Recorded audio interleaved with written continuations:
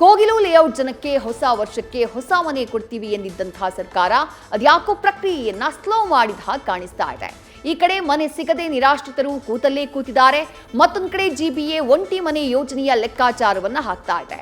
ಹಾಗಾದ್ರೆ ಕೋಗಿಲು ಲೇಔಟ್ನ ಇವತ್ತಿನ ಅಪ್ಡೇಟ್ ಏನು? ಇಲ್ಲಿದೆ ನೋಡಿ.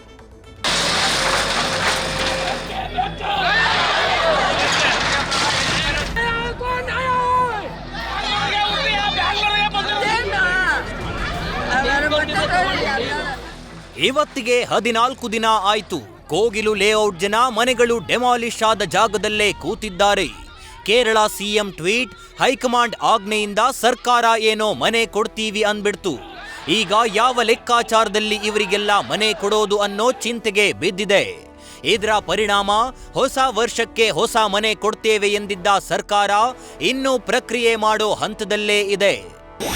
ದಾಖಲೆ ಪರಿಶೀಲನೆ ಪಕ್ಕಾ ಆಗ್ತಿಲ್ಲ, ಹಂಚಿಕೆ ಫೈನಲ್ ಆಗ್ತಿಲ್ಲ. ವಿರೋಧ ಪಕ್ಷದ ಬಾಂಗ್ಲಾ ಅಸ್ತ್ರ, ಇಕ್ಕಟ್ಟಿನಲ್ಲಿ ಸಿದ್ದು ಸರ್ಕಾರ.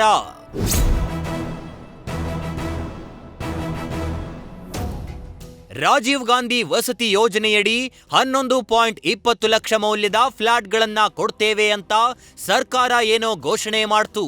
ಆದ್ರೆ ಆ ಯೋಜನೆಯ ಮಾನದಂಡಗಳು ನಿರಾಶ್ರಿತರ ಪರವಾಗಿಲ್ಲ ಅನ್ನೋ ಆರೋಪ ಕೇಳಿ ಬಂದಿದೆ. ಈ ಕಡೆ ಜಿಬಿಎ ಕಡೆಯಿಂದ ಒಂಟಿ ಮನೆ ಯೋಜನೆಯಡಿ ಪ್ರತಿ ಮನೆಗೂ 5 ಲಕ್ಷ ಪರಿಹಾರ ಕೊಡ್ತೇವೆ ಅಂತ ಸಿಎಂ ಮಾತು ಕೊಟ್ಟಿದ್ರು. ಆದ್ರೆ ಬೆಂಗಳೂರಿನಲ್ಲಿ ಸ್ವಂತ ಸೈಟ್ ಇದ್ದವರಿಗೆ ಕೊಡೋ ಯೋಜನೆ ವಲಸಿಗರಿಗೆ ಹೇಗೆ ಸಾಧ್ಯ ಎಂಬ ಪ್ರಶ್ನೆ ಉದ್ಭವವಾಗಿದೆ.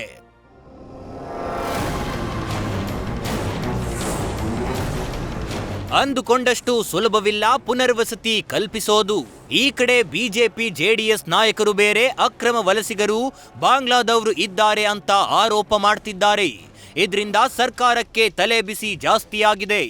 ಯಾವ ಯೋಜನೆಯಡಿ ಇವರಿಗೆಲ್ಲ ಫ್ಲಾಟ್ಗಳನ್ನ ಕೊಡಬೇಕು, ವಿಪಕ್ಷಗಳ ಬಾಯಿ ಹೇಗೆ ಮುಚ್ಚಿಸಬೇಕು ಅನ್ನೋದೇ ಚಿಂತೆಯಾಗಿ ಬಿಟ್ಟಿದೆ.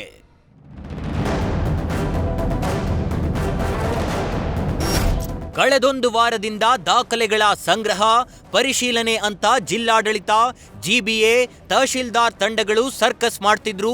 ಈ ಎಲ್ಲ ಆಕ್ಷೇಪ, ವಿರೋಧಗಳ ಎಫೆಕ್ಟ್ ಕೋಗಿಲು ಲೇಔಟ್ ಜನರಿಗೆ ಮನೆ ಸಿಗೋದೇ ಅನುಮಾನ ಅನ್ನೋ ಡೌಟ್ ಕಾಡ್ತಿದೆ. ಹಾಗಾಗಿ ಕೋಗಿಲು ಲೇಔಟ್ನಲ್ಲಿ ಆಕ್ರೋಶದ ಕಿಚ್ಚು ಹೆಚ್ಚಾಗ್ತಿದೆ.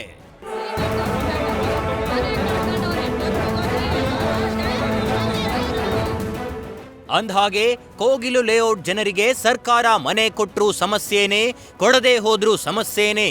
ಎನಿವೇ, ಸೋಮವಾರದ ನಂತರ ಕೋಗಿಲು ಲೇಔಟ್ ಡೆಮಾಲಿಷ್ಗೆ ಕ್ಲೈಮ್ಯಾಕ್ಸ್ ಸಿಗುತ್ತಾ? ಕಾದು ನೋಡೋಣ.